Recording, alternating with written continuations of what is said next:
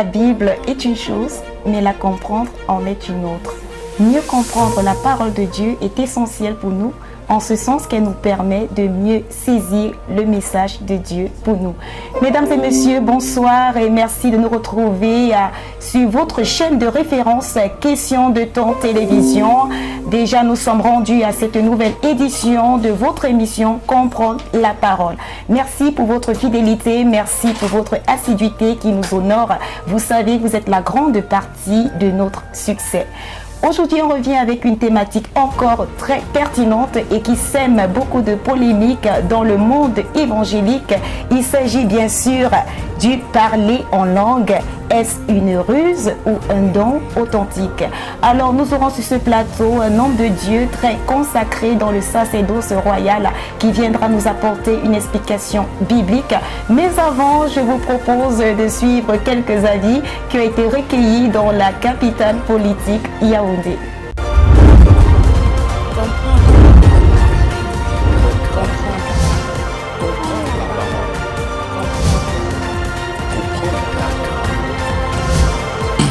Bon, c'est vrai que je vais être un peu dubitatif par rapport à la question parce que je fréquente pas assez les églises réveillées. Je dirais juste que c'est du surréalisme mais qu'elle a une compréhension pour les adeptes. Donc je ne peux pas vraiment qualifier de folie parce que ce n'est pas quelque chose de psychologiquement absurde. Donc je suis un peu sceptique sur la réponse. Peut-être que ce sont des personnes qui le pratiquent qui peuvent nous édifier plus. De nos jours, parler en langue, certains pasteurs l'utilisaient un peu plus pour la ruse. C'est comme une ruse, ils utilisaient ça pour attirer les fidèles. Donc ça n'a rien à voir avec la parole de Dieu, je ne crois pas. Non. Et qu'est-ce que vous pensez des églises qui le font généralement? Justement, je dis c'est pour attirer les clients, puisque c'est devenu un business. Donc les bonbons pasteurs, comme on le dit souvent, ils utilisaient ça un peu pour épater les fidèles, quoi. Bon, selon moi, ce n'est pas une folie. C'est une folie aux yeux des hommes. Puisque la Bible dit les choses de l'esprit sont folie aux yeux des hommes. Pourtant, les choses des hommes sont normales pour eux. Vous voyez un peu? Donc, le parler en langue est biblique. Mais de nos jours, le souci qu'on a, c'est qu'on se rend compte que tout le monde veut parler en langue. Et ce qui fait que plusieurs créent. Ils forcent. Ce n'est pas le véritable parler en langue. Le véritable parler en langue, c'est le Seigneur même qui le donne. C'est le Seigneur qui le donne et ce n'est pas qu'on organise un programme, venez recevoir les nouvelles langues ou les dons de langue. Non, Dieu donne à qui il veut, comme il veut. Oui, et c'est chacun qui soupire, qui aspire, puisque les apôtres dans Acte 2 étaient rassemblés. C'est lorsqu'ils priaient que le Seigneur a déversé son esprit. Ce n'est pas qu'ils ont demandé, Seigneur, baptise-nous. Ils n'ont même pas su que le baptême allait arriver, mais Dieu leur a fait grâce. Yes, I believe in that because normally everybody have their different languages, and in the Bible, that when the Holy Ghost came down to people inside the upper room, they started speaking in tongues. So I believe that. Bon, selon moi je pense que le parler en langue, n'est-ce pas, c'est un rituel traditionnel. Oui, je pense cela parce que il y a de cela des milliers d'années, si je peux le dire ainsi. Le livre saint, la Bible nous enseigne que, en fait, les disciples, n'est-ce pas, de Jésus, ils étaient enfermés dans une pièce et puis ils étaient en train de prier. Et dans la profondeur et toute la splendeur de la prière, il s'est révélé même qu'ils étaient en train de parler des autres langues. Voilà. Donc, selon moi, donc, je pense que la langue du Saint-Esprit, c'est un rituel, n'est-ce pas, générationnel. Ça existe depuis parce qu'il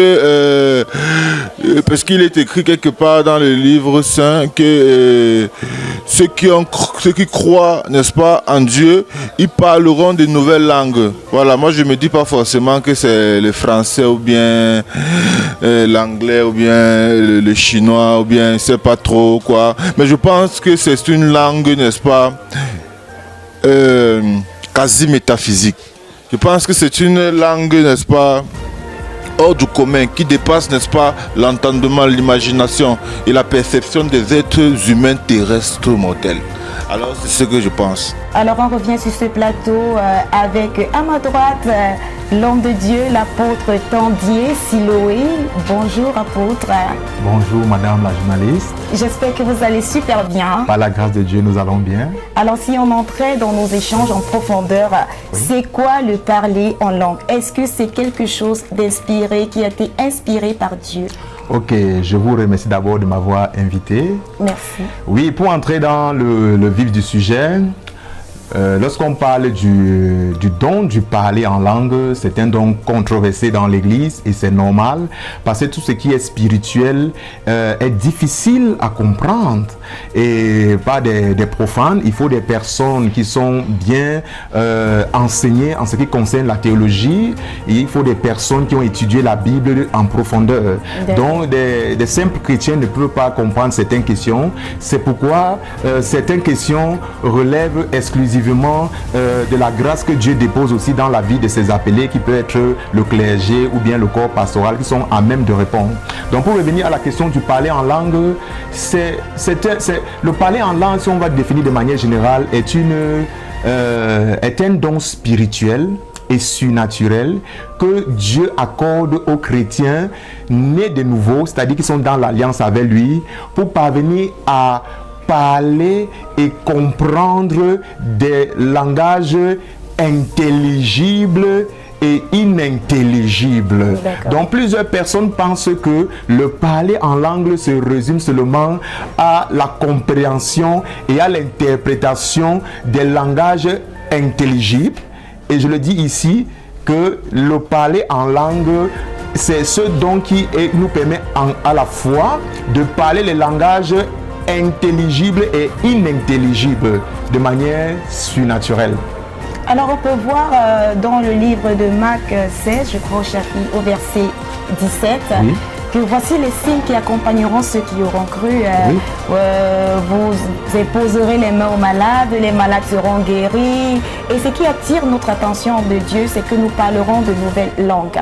Mais curieusement, on observe certaines controverses dans les doctrines chrétiennes qui disent que le parler en langue n'est pas destiné à tous les croyants. Pourquoi cette controverse? Ok. S'il y a controverse, c'est parce que plusieurs sont ignorants, madame la journaliste, de ce que dit la Bible. En fait, le parler en langue est destiné à tous les enfants de Dieu qui ont expérimenté le renouvellement de l'esprit. Parce qu'il y a des enfants de Dieu qui ont eu l'esprit dans sa première venue. Ils ont des dons, ils savent être patients, ils ont l'amour de Dieu, ils savent être des personnes de paix. Mais il y a le renouvellement de l'esprit dont certains chrétiens n'ont pas encore expérimenté. Et ce renouvellement de l'esprit vient avec des dons nouveaux qu'on appelle dans l'église des dons charismatiques. Et dans ces dons, il y a la parole de sagesse, la parole de connaissance. Et parmi ces dons aussi, il y a le parler en langue et l'interprétation des langues dont vous étiez en train de parler. Il y a aussi des prophéties, donc c'est un package que Dieu donne à ceux-là qui l'ont reçu comme Seigneur et Sauveur. C'est que je pouvais d'abord dire, madame la journaliste. Ah d'accord. Alors, apôtre, oui. C'était pourquoi le parler en langue? Concrètement, pourquoi? Quelles sont les raisons? Pourquoi est-ce qu'on doit parler en langue? Parce que certains estiment que c'est une façon pour les pasteurs de s'attirer des clients à l'église. Est-ce vrai? C'est une mauvaise compréhension, madame la journaliste, c'est une mauvaise compréhension de la part de plusieurs. En fait, le parler en langue n'a pas commencé dans le Nouveau Testament, il faut le rappeler. D'accord. Depuis le livre d'Ésaïe 28 au verset 11, Dieu dit que c'est pas un peuple au langage baba et balbutiant qu'il va parler à ses enfants. Pourquoi il le dit? Parce qu'il avait constaté que la plupart de ses enfants étaient en train de ne plus respecter ses préceptes. Il est dit au verset 10, ce sera précepte sur précepte, et pour d'autres personnes, il va les parler avec un langage barbare. En fait, le parler en langue, c'est aussi une manière de Dieu de faire un distinguo entre tous ses enfants.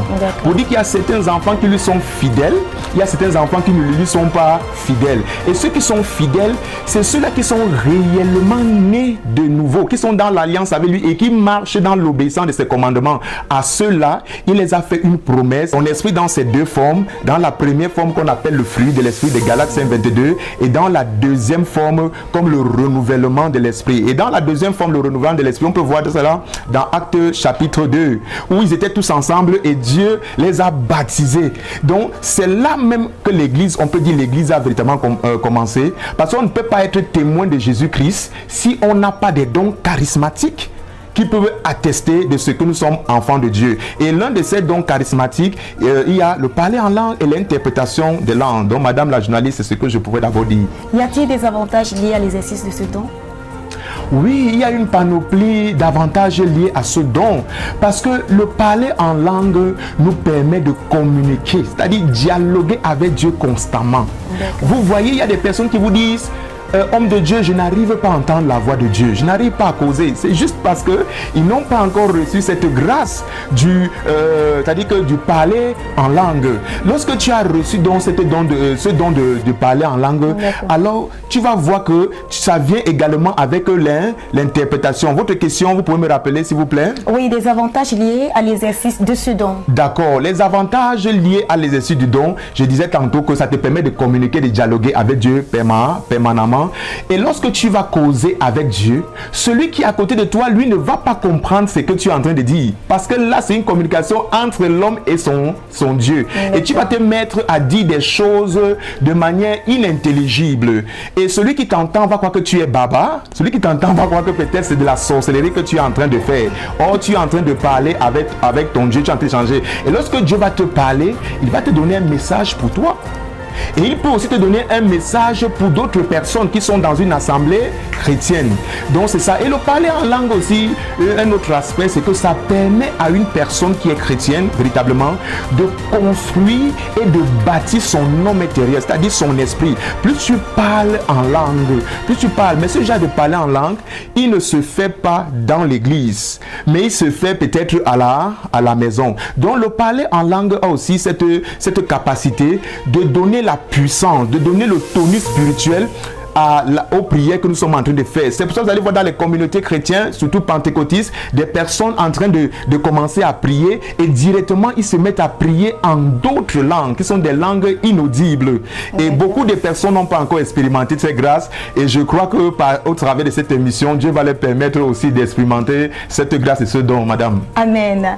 Alors, apôtre Tandier Siloé, nous avons également rencontré personnellement un homme de Dieu qui nous a davantage instruit sur la question. Il s'agit précisément du révérend pasteur Tchara Frédéric. Et si vous en avez convenance avec nos très chers téléspectateurs, nous allons regarder de bout en bout cet avis, ce bon témoignage, cette belle intervention. Concernant le parler en langue, c'est quelque chose, Dieu nous a promis cela dans l'Ancien Testament. Le Seigneur Jésus est venu lui-même et il nous a annoncé cela. Et le Saint-Esprit également a parlé de ça. Et nous allons donc voir tous ces différents versets pour que chacun de nous puisse mieux comprendre que le parler en langue, ce n'est pas une invention.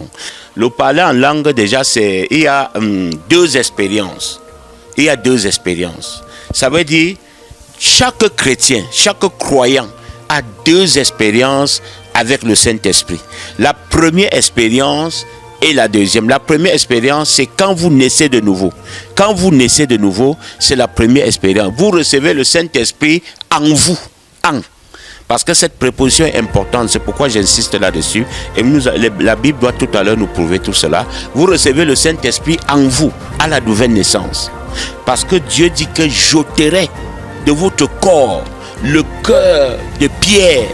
Et il remplacera cela par un cœur de chair. Et en passant, je voudrais déjà vous dire que le cœur ici ne s'agit pas de cet organe qui pompe le sang dans notre corps. Il s'agit de l'esprit. Donc il ôtera donc cet esprit avec le cœur avec lequel tu es né. Et il remplacera par un autre esprit humain. Mais maintenant, c'est dans cet esprit humain que le Saint-Esprit vient donc habiter. Ça, c'est la première expérience avec le Saint-Esprit. Et nous devons aussi savoir, je crois, vous le savez, que l'homme est esprit.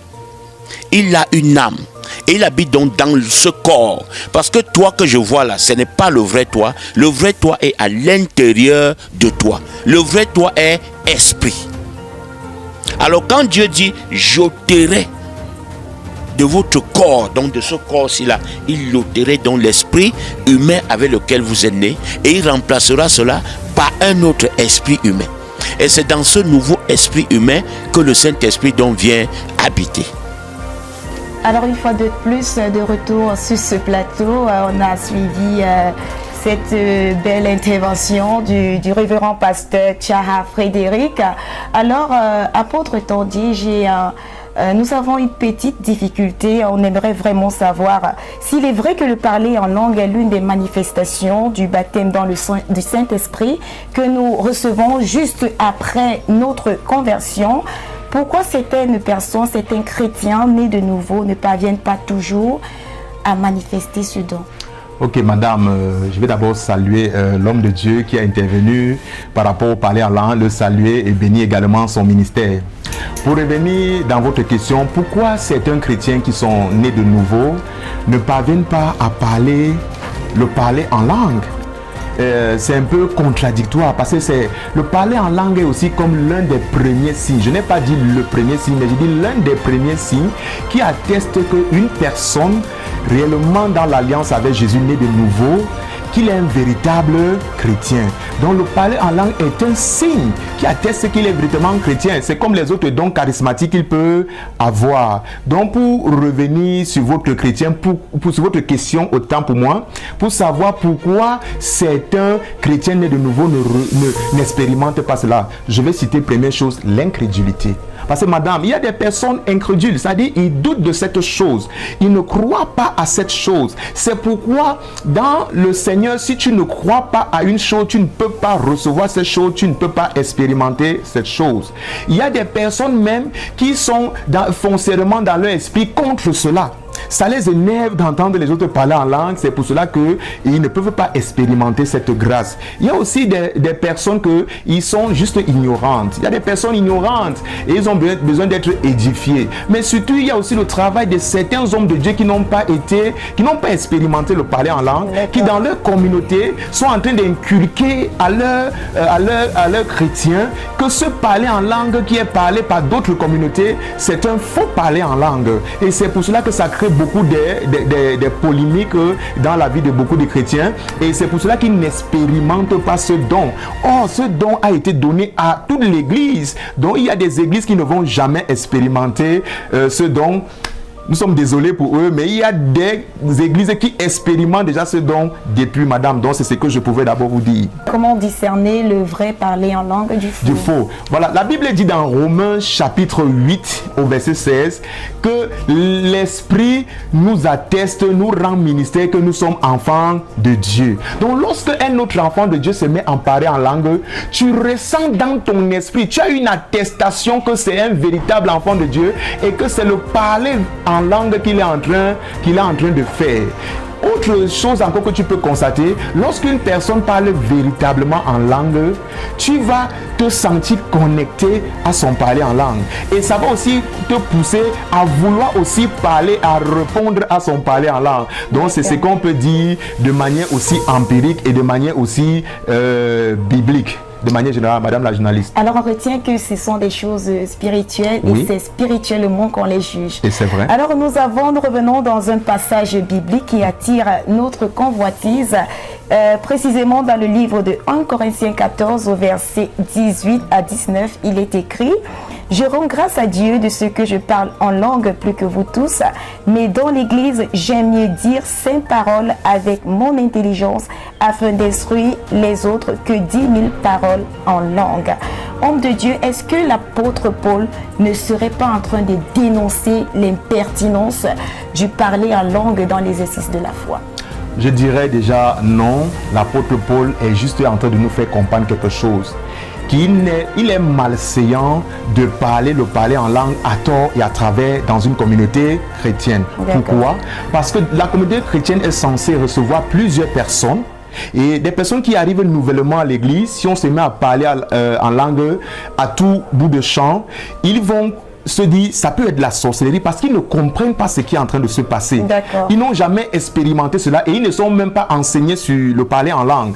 Voilà, donc ce qui fait en sorte que l'apôtre Paul revient sur ça pour dire il est bienséant de plus parler de manière intelligible pour que toute l'assemblée, toute la communauté chrétienne puisse être édifiée. Et l'apôtre Paul, dans la suite de cela, demande aux chrétiens de parler beaucoup plus en langue lorsqu'ils sont seuls à la maison. Et ce parler en langue dont il est en train de parler, c'est de la façon d'édifier son homme intérieur. C'est-à-dire que tu édifies, tu parles à Dieu, tu édifies ton homme intérieur. Tu peux aussi être en train de parler en langue, de prier maintenant en langue. Tu pries en langue, tu énergises les prières que tu fais, tu donnes le tonus spirituel. Mais dans la communauté chrétienne, il serait mieux de parler de manière intelligible. Mais toutefois, madame la journaliste, il peut arriver que pendant que nous sommes en train d'adorer ou de chanter, une personne dans la communauté chrétienne commence à parler en d'autres langues, donc des langues inintelligibles. En ce moment, c'est un message de Dieu adressé à cette communauté. Et ce message va venir avec l'interprétation. Dieu ne peut pas donner un message sans qu'il y ait un interprète. Donc c'est ce que je pouvais d'abord dire à ce sujet. Alors je voulais apporter une petite précision et également que je vais formuler comme une sorte de question à l'apôtre, parce que si nous avons souvenance dans le livre des Actes chapitre 2, lorsque les disciples ont été baptisés dans la chambre haute, dans le Saint-Esprit, la Bible disait qu'ils parlaient en d'autres langues étrangères, au point où certaines personnes reconnaissaient le langage qu'ils utilisaient. Mais aujourd'hui, on se rend compte que certaines personnes parlent dans la même communauté, c'est vrai, peut-être des langues étrangères, mais d'autres s'expriment vraiment de propos inintelligibles qu'on ne peut pas comprendre sous prétexte qu'il s'agit du langage de l'esprit. Il n'y a que le Saint-Esprit, l'Esprit de Dieu qui puisse écouter cela. Mais apportez-nous une explication claire là-dessus. Parce que ça sème parfois à confusion. On se dit c'est une sorte de désordre à l'église. Oui. Bon, ce que je peux dire de manière générale, c'est que le parler en langue n'est pas une langue que Dieu donne à ceux qui ne sont pas des véritables chrétiens. Le parler en langue ne peut pas être compris par celui qui n'est pas né de nouveau et qui n'est pas dans l'alliance avec Dieu. Le parler en langue ne peut pas être compris par quelqu'un qui n'a pas expérimenté le renouvellement de l'esprit. Et votre question, vous pouvez rappeler, c'était de savoir? Oui, dans la même communauté, on retrouve des personnes qui parlent en langue. Comme au jour de la Pentecôte dans la Bible, ils parlent, mais c'est en d'autres langues étrangères. C'est-à-dire que certains parlent le chinois, d'autres parlent l'espagnol, mais d'autres utilisent un langage plutôt codé par l'esprit. Qu'est-ce qui explique vraiment ce melting pot? Là, j'ai compris. Ce que je pouvais dire, c'est que c'est mieux de comprendre d'abord la définition même du parler en langue. Parce que le parler en langue, c'est ce don spirituel et surnaturel que Dieu nous donne, qui a une capacité qui a une vocation de nous rendre à même de parler des langues intelligibles et inintelligibles. C'est normal que dans une communauté chrétienne, tout le monde ne parvienne pas à parler ce langage. Parce qu'il y a des personnes dans une communauté qui viennent d'arriver nouvellement et ils ne peuvent pas parler. Maintenant, ce parler en langue, l'aspect dont vous étiez en train de parler, ça veut dire qu'on parle des langages, par exemple, on peut parler l'hébreu. Tu peux voir quelqu'un, par exemple, qui se met à parler l'hébreu. Oui, se met à parler l'hébreu et il a même l'interprétation. Oui, il parle en hébreu, quelqu'un dans l'assemblée peut interpréter. Donc, le parler en langue n'est pas seulement cette capacité de parler les langues inaudibles ou bien inintelligibles. Donc, si tu parles les langues même, je vais dire même ta langue vernaculaire, quelqu'un qui est là peut comprendre ce qu'il dit, même s'il n'est pas de ta tribu ou de ta famille. Il peut comprendre ce que tu es en train de dire. Par exemple, nous avons vu certains missionnaires qui sont partis, par exemple, dans d'autres pays étrangers, ils ne savaient pas s'exprimer en anglais, mais lorsque ils ont voulu commencer à prêcher l'évangile, Dieu leur a donné cette capacité surnaturelle à parler la langue du pays là où ils sont partis. Donc, le parler, la grâce que Dieu nous donne au travers du parler en langue, c'est que nous parlons toutes sortes de langues. Je connais des personnes qui sont polyglottes, mais ils ne sont pas nés ainsi. C'est un don qu'ils ont reçu lorsqu'ils ont été baptisés du Saint-Esprit. Dieu leur a donné cette capacité de parler des nouvelles langues. Et c'est pour même justifier que les paroles de Dieu sont véritables. Lorsque dans l'église, nous voyons des personnes qui sont à même de parler une diversité, une panoplie de langues. Donc, madame la journaliste, c'est ce que je pouvais dire à ce sujet. D'accord. Alors, pour sortir de cet entretien, homme de Dieu, dites-nous quelle est la différence entre parler en langue et prier en langue. Ok, c'est une très bonne question, Madame la journaliste. Lorsque nous parlons en langue, ça suppose que nous sommes en train de dialoguer avec Dieu. Et dans ce dialogue, nous parlons à Dieu et il nous répond en esprit. Et lorsque nous parlons avec Dieu, je disais tout à l'heure qu'il peut nous donner un message qui concerne notre vie ou qui concerne la vie d'autres personnes. Et il nous permet donc de parler en d'autres langues. Mais lorsqu'on parlait de prier en langue, la prière en langue veut dire utiliser la langue inintelligible, soit pour bâtir notre propre homme intérieur qu'on appelle l'esprit, soit pour donner le tonus spirituel, l'énergie spirituelle aux prières que nous sommes en train de faire. Nous allons voir dans les communautés pentecôtistes pour la plupart des personnes qui commencent d'abord à prier en langue intelligible et après ils changent directement, ils commencent à donner du tonus à leur langue, à cette langue intelligible et ils parlent maintenant de manière inintelligible. C'est une manière d'énergiser la prière que nous sommes en train de faire, donner la puissance, donner un mandat, donner l'efficacité, l'acuité à cette prière que nous sommes en train de faire, madame. Je pense que c'est ça que je peux d'abord dire. Alors, merci, apôtre. Chers téléspectateurs, j'espère que vous avez été doublement bénis par cette intervention du pasteur Tandy Siloé. Alors, si tu as déjà reçu le Seigneur Jésus-Christ comme ton Seigneur et Sauveur personnel, il est important pour toi d'être baptisé dans le Saint-Esprit et de parler en d'autres langues. Parler en langue, c'est une façon de développer son intimité avec Dieu. Alors, sois connecté pendant que le pasteur va prier. Toi qui es en train de nous regarder en ce moment, c'est le moment pour toi d'être super connecté, pour être baptisé dans le Saint-Esprit et expérimenter d'autres grandeurs avec le Seigneur. Alors à vous, apôtre. Seigneur, nous voulons te bénir pour ce moment particulier. Merci pour cette invitation. Seigneur, nous voulons dire, tu es le Dieu qui édifie chaque personne. Nous voulons, Seigneur, que tu donnes la compréhension du parler en langue à certaines personnes qui ne comprenaient pas encore. Quelles que soient les confessions, quelles que soient les dénominations, nous prions que, Papa, tu continues à les édifier au jour au jour. Seigneur, et pour ceux qui sont déjà tes enfants nés de nouveau, marchant avec toi dans l'Alliance nouvelle et qui n'ont pas encore expérimenté cela, nous prions qu'au travers de cette émission, pendant qu'ils écoutent le son de ma voix, qu'ils soient baptisés à l'instant du Saint-Esprit, afin que cela soit un témoignage puissant dans leur vie et dans leur marche chrétienne. C'est dans le nom de Jésus que nous avons prié. Amen et Amen. Amen. Alors, si tu as soif de connaître davantage ce que la Bible recèle et de connaître le message de Dieu pour toi, je te propose de t'abonner sur cette chaîne, de liker ou de laisser un commentaire pour soutenir cette chaîne. D'ici là, portez-vous bien. Shalom. Shalom, shalom.